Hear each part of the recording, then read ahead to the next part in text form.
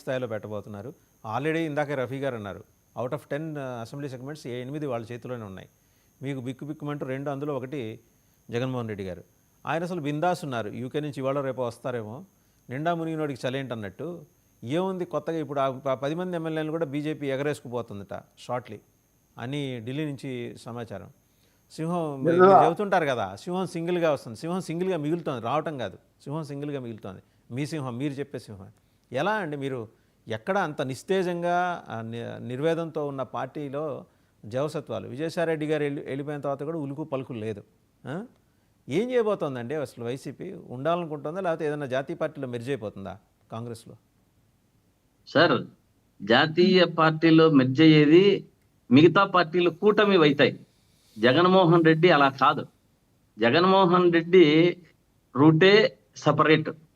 వారి యొక్క రాజకీయ జీవితం ఒకసారి మనం వెనక్కి తిరిగి చూసుకుంటే, రాజశేఖర్ రెడ్డి గారు వారు పరమపదించిన తర్వాత ఒక కేంద్రం కాంగ్రెస్ లో ఉన్నటువంటి లోపల వేసి హరాస్మెంట్ చేసి మరీ బయటకు వచ్చి పాదయాత్ర చేసి ఇంతమంది జనాకర్షణ పొందిన నాయకుడు జగన్మోహన్ రెడ్డి గారు. ఏదో కూటమి అందరూ కలిసి కర్ణుని దీనికి చావుకు 1000 శాపాలని ఏదో ఒకటి, అది 1, 2 జరిగినంత మాత్రాన పార్టీ మర్జ్ అవుతుందనేది చాలా మీరు అబద్ధము. అది ఎక్కడా కూడా ఆలోచన కూడా చేయద్దండి. వచ్చే ఎన్నికల్లో చూద్దాం. నేను చెప్తున్నా కదా, ఇప్పుడే జమిలీ వచ్చి ఏవేవి దేంట్లో కలిసిపోతాయో, ఏవేవి ఏ గంగలో కలుస్తాయో కలిసిన తర్వాత అప్పుడు కూటమి వస్తుందా, జగన్మోహన్ రెడ్డి ఏం చేస్తాడు అన్నది బయటకు వస్తుంది. ఇంకోటి రఫీ గారికి ఉండండి, రఫీ గారికి ఒక సూటి ప్రశ్న. రఫీ గారికి ఒక సూటి, కడపలో కాదు కదా, రాష్ట్రంలో ఎక్కడ పెట్టినా వైసీపీకి వచ్చినంత జనం గాని ఎప్పుడు కూడా వైసీపీకి మీరు చూసింటారు ఎలక్షన్స్ లో ఏ యొక్క పార్టీకి రాలేదు. జనాకర్షణ ఉన్న పవన్ కళ్యాణ్ కూడా ఆ యొక్క ఇది లేదు.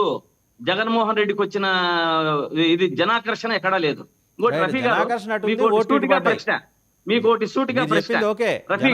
జగన్మోహన్ రెడ్డి గారికి ఉంది కానీ ఓట్లన్నీ ఇటు పడ్డాయి కూటమికి. సార్, అది ఓట్లు పడ్డం అనేది అదే ప్రజలు నిర్ణయించారో లేకుంటే మన ఈవీఎంలు నిర్ణయించాయో అది వేరే. రాత రాసిపెట్టి ఉంది, అయిపోయింది.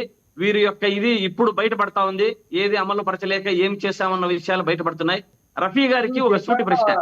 మరి వచ్చి మన చాగంటి కోటేశ్వరరావు చాలా నిష్ణాతులు ఉన్నారు. రఫీ గారు ఉండండి. రఫీ గారు మీకు ప్రశ్న ఇస్తున్నారు, ఒక నిమిషం ఆగండి, మీరే మాట్లాడండి. రఫీ గారు మీకు ఆయన మీకు ప్రశ్న మీరే చెప్పండి. చాగంటి కోటేశ్వరరావు నిష్ణాతులైన వారిని ప్రభుత్వ సలహాదారులుగా నియమించారు. చాలా నిజంగా అభినందనలు తెలుపుతున్నాం. అటువంటి నిష్ణాతులని చాలా మటుకు నియమించారు, అభినందనలు తెలుపుతున్నాం. కానీ వారిని ఏం చేశారు? ఏ ఒక్క రోజైనా విద్యార్థులకు మోటివేషన్ చేసేదానికి క్లాసులు ఏర్పాటు చేశారా? 6 నెలల నుంచి ఇంట్లో కూర్చోబెట్టారు. అంటే ఏం ఉపయోగం అండి నిష్ణాతులను తీసుకొని వచ్చి? అందరూ నిష్ణాతులే, ఎందుకు ఆ పని చేయలేదు?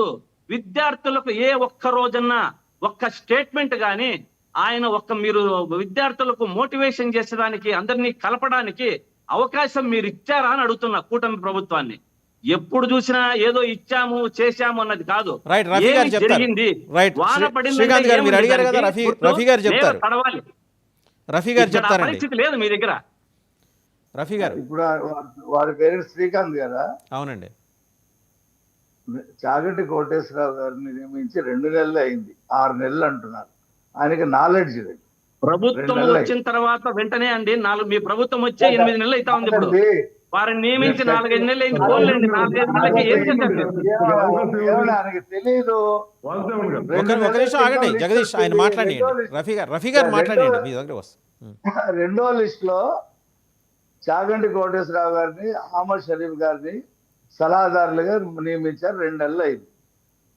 చాగంటి కోటేశ్వరరావు గారు ఈ పరీక్షలు జరుగుతున్నటువంటి ఈ సమయంలో పిల్లల్ని డిస్టర్బ్ చేయటం కాకుండా, ఈ పరీక్షలు అయిపోయిన తర్వాత ఆయన షెడ్యూల్ ప్రకటిస్తాను, నేను ప్రతి స్కూల్కి ప్రతి కాలేజీకి వెళ్ళి నేను చెప్పే పరిస్థితి ఉండదు, అంత సమయం కూడా ఉండదు, నేను దాన్ని డిజైన్ చేస్తున్నాను.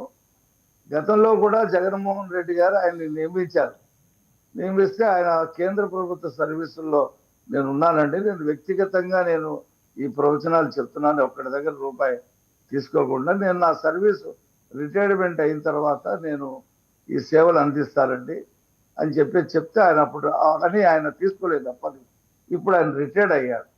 ఆయన మన తిరుమల తిరుపతికి వచ్చాడు. వచ్చి అక్కడ జరిగినటువంటి సంఘటన దృష్ట్యా అక్కడ ప్రవచనాలు చెప్పే కార్యక్రమాన్ని ఆయనే రద్దు చేసుకున్నాడు.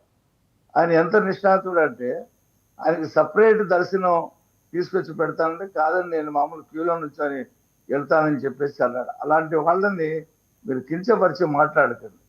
దాని మీద మేము కేసు కూడా కించపరచలేదు, నాకు నిష్ణాతులే అని చెప్తున్నాం. మీరు పని చేయడం లేదు అని చెప్తున్నా. మీరు వారిని పని చేయడం లేదు.